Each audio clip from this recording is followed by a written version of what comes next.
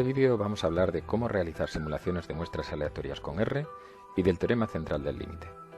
Comencemos. Si recordáis, en el vídeo anterior vimos las instrucciones de R para trabajar con distribuciones de probabilidad y cómo tenían siempre una estructura similar. Una primera letra que indica lo que va a hacer la instrucción, más la raíz de la distribución con la que estemos trabajando. Así tenemos P más binomial, o P más Lapoisson, o P más normal, o P más exponencial, y otras distribuciones que iremos viendo con el tiempo.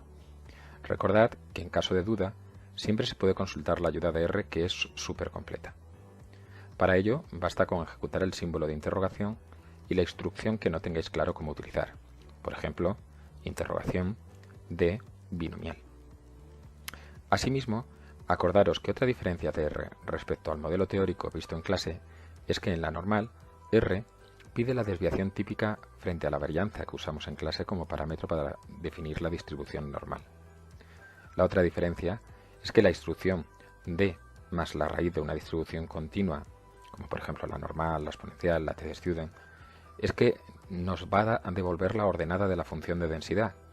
A diferencia de las distribuciones discretas, en las distribuciones continuas como la normal no tienen ninguna interpretación probabilística. En el anterior vídeo dejábamos la última línea de esta tabla por ver, la generación de muestras aleatorias en R. Veámoslo con ejemplos. Empecemos con algunos. Por ejemplo, el lanzamiento de una moneda. Si tecleamos esta instrucción en R, estamos almacenando en la variable simFcoin 100 lanzamientos de una moneda equilibrada. Veámoslo. Como veis, obtenemos 52 resultados de 0, que podrían ser las caras, y 48 resultados de 1, que podrían ser las cruces. Si quisiéramos simular el lanzamiento de 14 monedas 100 veces, o visto de otra forma, 14 muestras de tamaño 100, en este caso, si quisiéramos de una moneda no equilibrada en el que la probabilidad de sacar cara fuera 2/3, se dice que ese es el caso del dólar, aunque la verdad es que no he tenido ocasión de comprobarlo. Habría que cambiar ahora en la muestra el parámetro size igual a 14 y el parámetro prop igual a 2/3. Esta sería la instrucción. Veamos cómo sería en R. Si ejecutamos la instrucción, como veis, las sentencias table y plot nos ayudan muy bien a resumir los datos. Obtenemos 7 caras 20 veces, 8 caras 29 veces, y ahí podéis observar tanto la tabla de resultados como el diagrama de resultados, ¿no? Diagrama de frecuencias absolutas. Si ejecutamos ahora la misma sentencia pero cambiando la probabilidad de 1/2 por 2/3, como veis, la nueva tabla de resultados y el nuevo gráfico se carga ahora hacia la derecha, aparecen más caras. En este caso, las barras más altas en el gráfico son las de 8, 9 y 10 en lugar de las de 7 y 8 como antes. Lo que por otra parte es lógico, puesto que la probabilidad de sacar cara se ha incrementado. Las simulaciones de la uniforme podemos utilizarlas para simular situaciones de equiprobabilidad, por ejemplo, lanzamientos de dados. La instrucción básica sería poniendo el número de simulaciones que queremos obtener y entre qué valores mínimo y máximo deseamos que salgan las simulaciones. No obstante, como podéis apreciar en pantalla, los resultados que nos devuelve la simulación corresponden a una variable continua. Si deseamos una variable discreta, como es el caso de un dado, debemos discretizarla nosotros. Para eso no bastaría con aplicar un redondeo del número decimal, pues entonces no respetaríamos la equiprobabilidad del dado, ya que haríamos un sesgo hacia los valores centrales, quitando la probabilidad al 1 y al 6 por encontrarse en los extremos. Deberíamos ser más sutiles a la hora de escribir la instrucción para mantener la equiprobabilidad del dado, tomando como valor mínimo el 0,5 y el máximo el 6,5, y usando la instrucción round para que R haga el redondeo. Pese a que no tiene relación directa con las distribuciones de probabilidad que nos ocupa en esta parte del temario, hay otra instrucción más sencilla para realizar este paso, que es la instrucción sample, que también se utiliza. Aquí tenéis un ejemplo: table, sample, 6, size igual a 100, replace igual a true. Por último, para simular una variable continua, como por ejemplo la normal, si quisiéramos simular 100 valores de una población normal, de media 171 y desviación típica 6, esta sería la instrucción. Aquí podéis ver la simulación de las 100 estaturas, así como su histograma, que como no puede ser de otra forma, por provenir de una distribución normal, como veis, se asemeja a la campana de Gauss. Un posible uso de las simulaciones es poder contrastar el modelo teórico. Imaginemos que lanzamos 10 monedas equilibradas. Se trata de una binomial con parámetros n igual a 10 y p igual a 1/2. En la pantalla en azul podéis ver el gráfico de su función de masa. Cada barra indica la probabilidad de obtener 4 caras en los 10 lanzamientos, o 5 caras en esos 10 lanzamientos, o 6, etc. Si simulamos 10 veces el lanzamiento de esas 10 monedas y recogemos los resultados en una tabla de frecuencias y los representamos en un gráfico, saldría algo parecido a esto, que no se parece demasiado al modelo teórico, porque en cada simulación interviene el azar. Probablemente si lo hacéis vosotros en vuestro ordenador, os salga algo distinto a lo que me ha salido a mí. Si simulamos ahora 100 veces el lanzamiento de esas 10 monedas, y por qué no, 1000 veces el lanzamiento de esas 10 monedas, y representamos los gráficos de ambas simulaciones, veremos que cuanto mayor sea el número de simulaciones, mejor será la aproximación al modelo teórico. Probablemente alguno de vosotros esté perplejo con el primer gráfico porque le habrá quedado algo muy diferente a lo que ha salido en este vídeo en pantalla, pero no es de extrañar, pues al tratarse de simulaciones tiene un componente aleatorio y cada uno de nosotros obtendremos cada vez que lo hagamos algo distinto.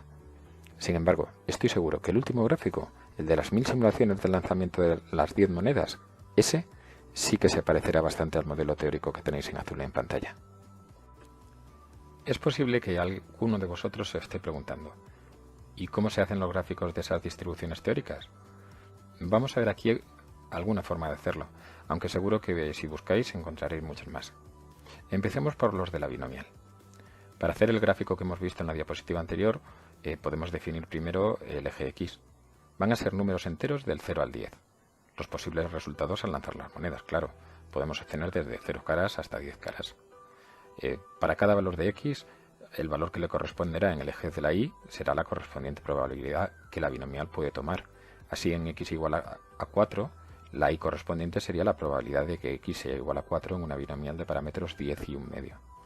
Ya solo faltaría construir el gráfico con la instrucción plot, y para indicar que queremos barras verticales, usamos el tipo type igual a h, h de height, altura. En este modelo probabilístico, la otra representación gráfica que nos podríamos plantear sería la función de probabilidad acumulada.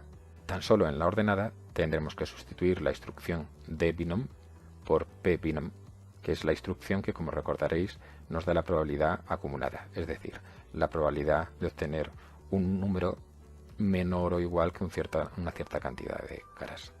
Por ejemplo, probabilidad de que X sea menor o igual que 4. Si lo que quisiéramos es hacer el gráfico de una distribución continua, por ejemplo una normal, la idea es la misma. Tendremos que prestar atención a dos detalles: el recorrido de la variable. En una normal 0,1, la variable se mueve desde -4 hasta 4. Y que el gráfico ahora es punto a punto, no con barras, por ser una variable continua. Por tanto, cambiaremos el tipo del plot, el type, a L, de line, línea.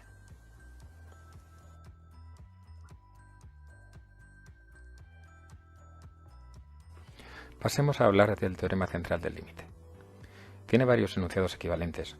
Uno de ellos, quizá ya lo hayáis usado ya, sin ser conscientes, en cursos anteriores, es que si tomamos muestras aleatorias de cualquier tamaño de media nu y varianza sigma cuadrado, si la muestra es suficientemente grande, la media seguirá una distribución normal de media nu y varianza sigma cuadrado partido de n. Aunque probablemente si lo hayáis usado solo con variables normales, la verdad es que se cumple sea cual sean los datos de partida. No se pide ninguna condición a los datos de la muestra.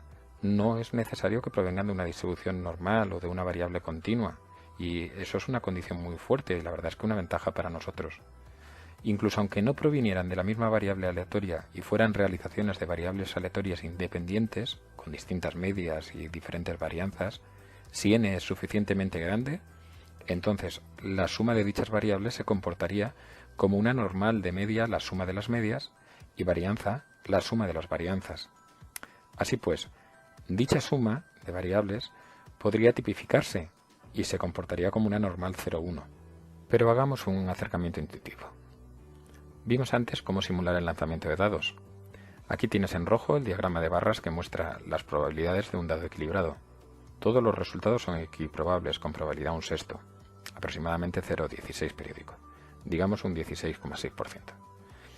Veamos cómo utilizando datos que provienen de unos dados, de la simulación de tirar unos dados, y usando el teorema central del límite, podemos terminar obteniendo datos que responden a un modelo normal. Si simulamos el lanzamiento de un dado una cierta cantidad de veces, digamos 100, con pequeñas oscilaciones fruto del azar, su comportamiento se parece al modelo teórico. ¿Qué pasaría si tiramos 2 dados y sumáramos los resultados? Podríamos obtener números del 2 al 12. En rojo tienes el diagrama de probabilidades teórico. Si hiciéramos una simulación de tirar 2 dados 100 veces y sumar los resultados, las oscilaciones de uno y otro con el azar tenderían a compensarse y los resultados de la simulación se parecerían al modelo teórico bastante. Si repetimos esto para 3 dados y luego para 4 dados, podemos ver que cuantas más variables vamos sumando y con un número alto de tiradas, los resultados, salvo pequeñas oscilaciones fruto del azar, cada vez se parecen más a una distribución normal.